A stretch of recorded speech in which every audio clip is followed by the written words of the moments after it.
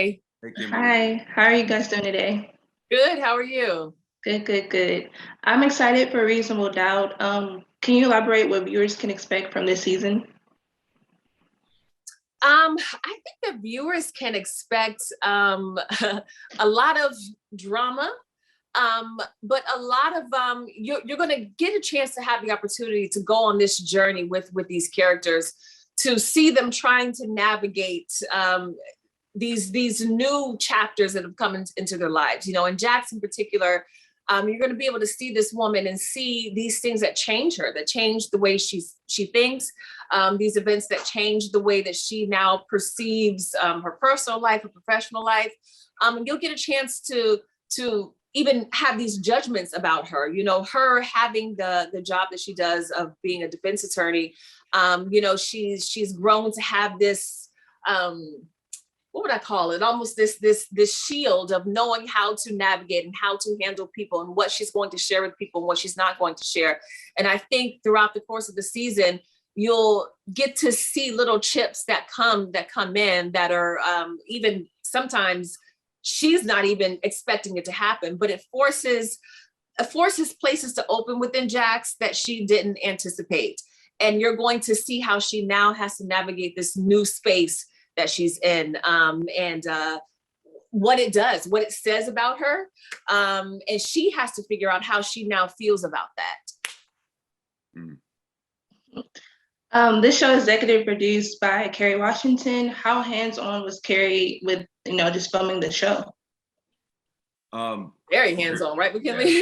Yeah, Emayatzy, nail on the edge. Very hands-on, all the way from the casting process for me personally, and giving me the space to be able to be creative all the way up through the last episode that we shot. I think the great thing about Kerry is that she does see things from an actor's perspective with an eye that is extremely talented. But as Emayatzy says clearly so many times, is that what she also has the ability to do is the talent to also be able to look at it from another perspective and find that space in the middle that inspires creative people to be like, all right, let me go for that. You know what I mean? You having the courage to fail, which I think is a fun place to be, because in that failure is an idea, is an outcome, but on the way there is so much success. And I think coming to work in an environment like that is super special. Mm-hmm.